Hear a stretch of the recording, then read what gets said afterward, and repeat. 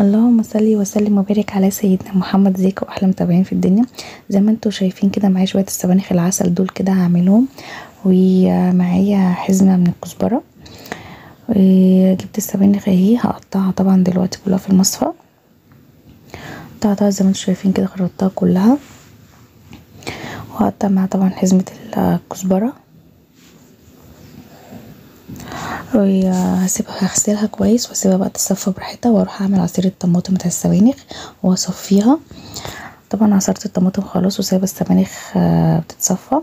جبت بقى حله وبصلايه ومعلقتين سمنه كده حلوين، ننزل عليهم البصلايه تحمر، ننزل عليها بالثوم، طبعا رشه من الكزبره عشان تجود معاك الطعم الحلو ده. جبت الطماطم اهي بعد ما صفيتها، هسيبها تتسبك طبعا كده، وانزل عليها على طول بالتوابل، ملح بقى وفلفل، شويه كزبره، رشه من البابريكا، يعني التوابل الحلوه دي كلها بتاعتنا هننزل بيها. هسيبها بس الطماطم كده تتسبك معايا شويه، وبعد كده هنزل بقى عليها على طول. بصي كده بقى اتسبكت اهي، تقلت اهي معايا. اول ما تتقل معايا هنزل على طول باللحمه اللي انا سلقاها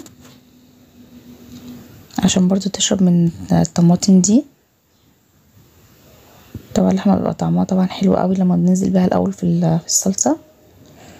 طبعا هي سبكت كده معايا واللحمه اتجودت وبقت طعمها كويس كده في الصلصه، سبتها شويه حلوين ونزلت على طول بالسبانخ. والله ريحتها وطعمها تحفه بجد. هو الشتا بصراحه سبانخ يعني شتا، الحاجات الحلوه دي بنشوفها في الشتا بس. طبعا هنزل انا كمان برشه من شويه رز كده صغيرين. طبعا في ناس بتحط فريك، يعني كنت تحطي رشه بسيطه من الرز او الفريك عادي. هعمل بقى شويه كده رز بالشعريه معاها. نزلت بمعلقتين سمنه على طول والشعريه تحمر، نزلت بالرز وهو سقيته الشوربه بتاعته، اسيبه بقى يغلي ويشرب مع نفسه. رحت اشوف السبانخ، الله اكبر ما شاء الله. بصوا عامله ازاي يا جماعه الصلصه بتاعتها والسبانخ، والله العظيم بجد كانت زي العسل. بس كده. وعملت كمان شوربه لسان عصفور كمان معاها.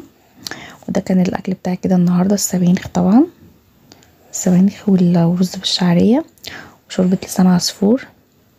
يا رب يكون الفيديو بتاعي كده النهارده عجبكم ويكون خفيف كده على قلوبكم. يا ريت تدعموني، متنسوش بقى في اللايك والشير.